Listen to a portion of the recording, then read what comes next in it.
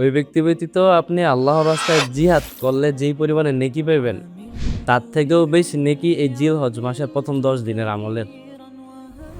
রাসূলুল্লাহ সাল্লাল্লাহু আলাইহি সাল্লাম বলছেন, এই 10 দিনের আমল আল্লাহ তাআলার কাছে এত পছন্দনীয় যা অন্যান্য যেই কোনো দিনের আমলের থেকেও বেশি।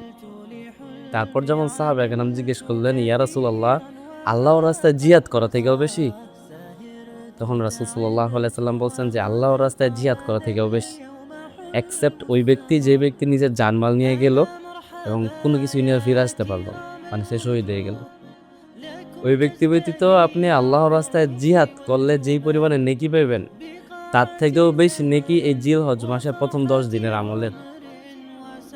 প্রথম 10 দিন আমরা রমজানে যেমন একটু এক্সট্রা আমল করার চেষ্টা করি, এক্সট্রা ইবাদত করার চেষ্টা করি, অন্যান্য সারা বছর তাহাজ্জুদ পড়তে পারি আর না পারি, অন্তত জিলহজ মাসের 10 দিন আমরা চেষ্টা করি যেন একটু তাহাজ্জুদ পড়তে পারি।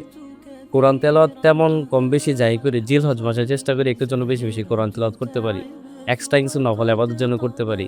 আর বিশেষ করে রাসূলুল্লাহ সাল্লাল্লাহু আলাইহি ওয়াসাল্লাম আমাদেরকে হুকুম দিয়েছে বলতে পারেন, জিলহজ মাসের প্রথম 10 দিন বেশি বেশি তাসবিহ, তাহমিদ, তাকবীর, তাহলিল পাঠ করার জন্য। তাসবিহ হচ্ছে সুবহানাল্লাহ, তাহমিদ হচ্ছে আল্লাহ তাআলার প্রশংসা, তাকবীর হচ্ছে আল্লাহ তাআলার বরত্ব প্রকাশ করা, তাকবীর আল্লাহু আকবার বলা, আর তাহলিল হচ্ছে গিয়ে বেশি বেশি লা ইলাহা ইল্লাল্লাহ পড়া। কারণ জিলহজ মাসের প্রথম 10 দিনও বিশাল বড় একটা অপরচুনিটি আমরা আল্লাহ তাআলার সাথে সম্পর্ক করার। আর বিশেষ করে আরাফার দিনের যে রোজা, তার ফজিলত হচ্ছে গিয়ে আপনার আগের বছরের এবং পরের বছরের গুনাহ মাফ। সামনে যে বছর আসতেছে এবং যে বছর চলে গেছে দোনো বছরের গুনাহ মাফ যদি আরাফার দিনে আপনি রোজা রাখতে পারেন। আমরা তো অবশ্যই চেষ্টা করবো দু একটা রোজা যেন রাখতে পারি। যদি দু একটা রোজা রাখার সুযোগ নাও হয়, অন্তত পক্ষে আমরা যেন নিয়ত করি আরাফার দিনে যে রোজাটা ইনশাল্লাহ রাখবোই মাস্ট। রাতের মধ্যে সবচেয়ে গুরুত্বপূর্ণ রাত হচ্ছে গিয়ে রমজান মাসের শেষ দশকের রাত, আর দিনের মধ্যে সবচেয়ে গুরুত্বপূর্ণ দিন হচ্ছে জিলহজ মাসের প্রথম 10 দিন।